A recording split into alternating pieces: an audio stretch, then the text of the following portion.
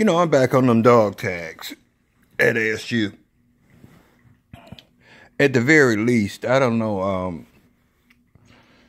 I don't even remember what my dog tag had on it, other than I believe it was my social security number, if I'm not mistaken. My blood type and my name, if I'm not mistaken. So this asshole on camera shows about 5,000 dog tags, three rolls of look like 1,000 dog tags or something. It was quite a few. Talking about he gonna write the families back, each and every family. Seen no news story, no recap of that story since then. This was the same time the old no good director came on TV talking about the VA, talking about what she's gonna do and how things are gonna change. And things ain't changed other than the remodeling of the emergency room, and there's nobody in there. When I went in there, I see some people suffering on the outside, sitting in chairs. I went in quite quickly. I don't need to get in there to find out it's idiots working in the emergency room. And I'm talking about an idiot that tells me that I can go to the store and get something rather than get it at the VA. Idiot. Things to keep my skin moist, where these hair follicles eventually break through and the infection goes down. This idiot tells me she don't think Neosporin is going to help. Anything to keep infection out and keep a wound clean. I'm going to go down there now and see if she sent all the stuff.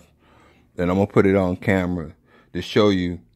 It probably won't amount to fill up a thread thimble. She tells me I can go to the store and buy Neosporin. Well, why should I? And she don't think it don't do no good. And she's not an authority on skin. Being a white middle-aged lady, she's not an authority on skin. Bullshit. If anybody's an authority on skin, it would be you, dried ass. So she tells me she don't think that would help. As dry as your damn hands is, being a white lady, middle-aged, menopause or whatever, even around your fingertips it cracking and bleeding, and you tell me that something to keep it moisturized, you don't think that would do any good. And then when I tell you, why should I go to Walgreens to buy a little ass tube when I got so much other places to cover, you tell me why should I have to go and pay for something when I can get it here? And I wish I could have been filming her to show how ridiculous she looked on camera about that. And it took her forever to come back after writing whatever prescription, which ain't gonna be probably anthrax. I just left out and told the nurse that she can just mail whatever this lady gonna send me. I'm in too much pain to be sitting here waiting for her to come back with some other excuse about what I can buy at the store.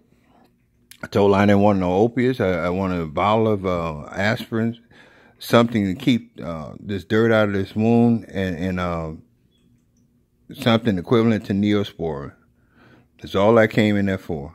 Because I know they weren't going to do a damn thing because they hadn't did anything in the past. All nice remodeled place, big and stuff, and idiots working in it that tell you can go to the store and buy something rather than get it there. What a bargain. That place will never be up to standards of any other VA. The people don't even act the same. The positions that they hold It's not the character that they have. You know, it's funny when you see an intelligent person and he's in a certain field, he masters that field with the greatest of ease. But you see these people playing TV doctors, playing doctors, and only 40 or 50-year-old residents that you would think that by that time they would have the knowledge that they need to have to be the doctor that they claim to be. It's ridiculous.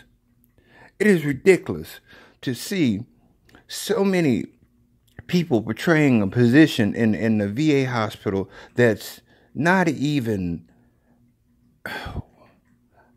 qualified. Didn't even graduate from whatever field they went into. They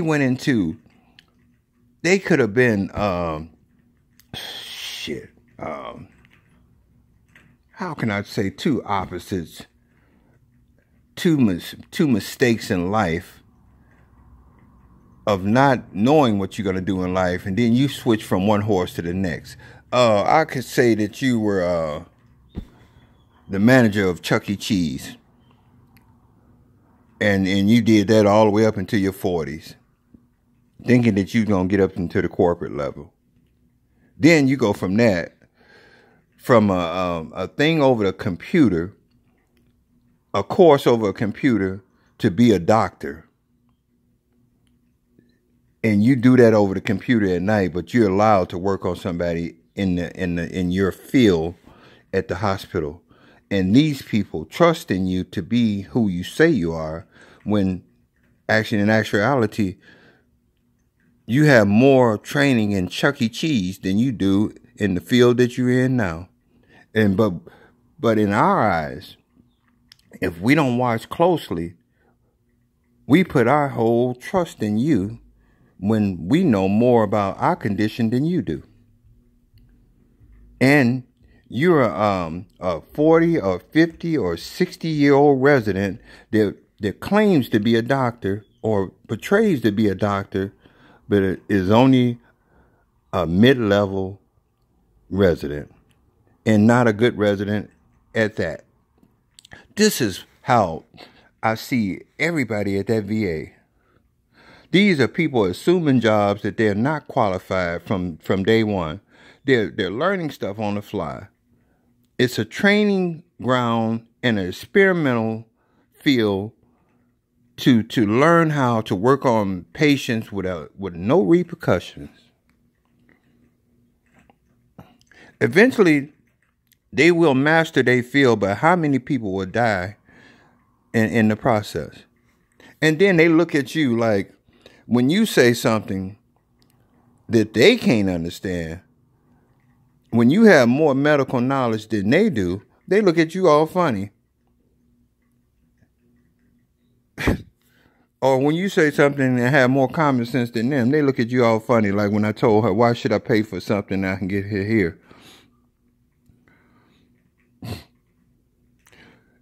I feel sorry for a lot of elderly people that just let shit fly over their head and say, oh, I don't want to cause any problem. And get all these unnecessary operations that they have to qualify to make them higher in their field, that they said that they qualify for this and they did this surgery already, and now you have this title. Since you did this and you did that, you qualify to be in a category where you're a head resident or something. Whatever it takes for you to climb the ladder is what I'm saying. No matter if that person needed the operation or not, you give it to them and you climb the ladder without even thinking of he didn't need it in the first place. And the best place to practice that is on vets and senior citizens. It's always been that way. For the few that ain't gonna put up with it, they don't like that. But it's always been that way. And then here you go with the old person. Well, I just didn't want to complain. I thought he was doing the right thing. Now he ain't got no leg. So it is idiots in Phoenix, VA. It's residents that look like doctors, that's old as doctors, that are residents and not good residents at all, playing like they're doctors, doing unnecessary things to you. A training ground, or experimental facilitation to practice without repercussions on you. All those people can give me from this point on is some kind of medicine that I know I've tried in the past and it worked for me. Other than that, there is nothing that I would let them people do in that VA, surgically wise, that I have to fall asleep and wake up for them to tell me, oh, Mr. Stewart, don't panic, you ain't got a leg or a dick. When I walked in there with both. Thank you.